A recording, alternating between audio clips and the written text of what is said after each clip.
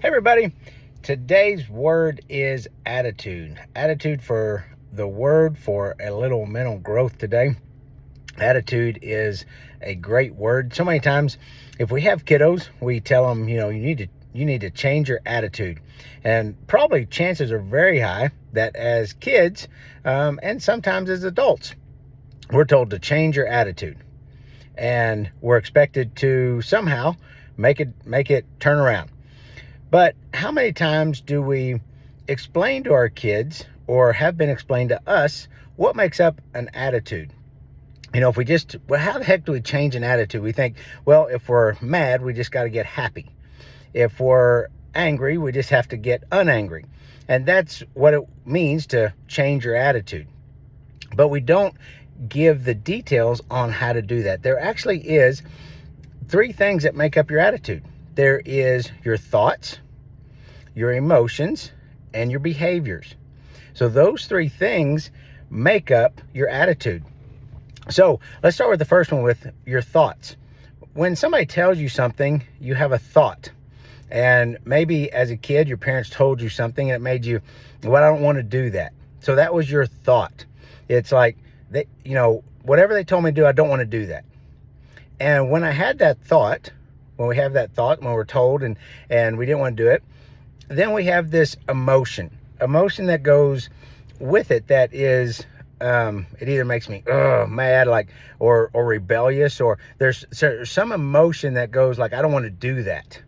And so that's tied to the thought. And then what happens after we have that emotion?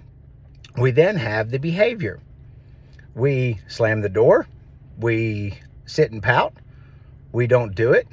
That's the behavior. That's the action. But if we look back, where does it all start? It all starts with that thought.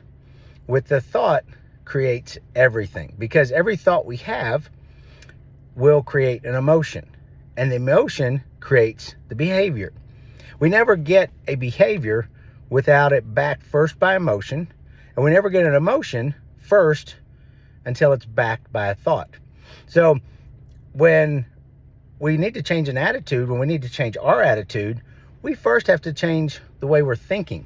Because when we change that way of thinking, it then changes our emotion, how we respond, how we think about it, how we feel, sad, angry, joyful, mad, whatever emotion is tied to that thought will then change the behavior.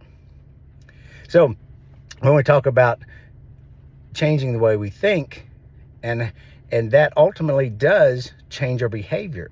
And what happens when we change our attitude over time? When we change our thought, it changes our emotion, it changes our behavior, but it doesn't change in that instant. If we have a different behavior, we have a different action, it may, smooth some things over. But what if we continue to have that positive thought, or think in a way that will move us forward? It doesn't necessarily change us in that moment, but when we keep doing that process, that thought, that emotion, that behavior, it changes over time. And so now we have a step-by-step process on how do we change our attitude. And I encourage you and I challenge you, if you have kiddos, even if you're talking to other family members or friends, share with them how to change an attitude, because so many people don't know how to change an attitude. They just think, if I need to, whatever emotion I'm having, whatever feeling I'm having, I need to switch that to the complete opposite. And that's very hard to do. Very hard. So start in your mind. And there's a verse in the Bible says, as a man thinketh, so is he. And that is very true, because as a man thinketh, that behavior comes out of the thoughts.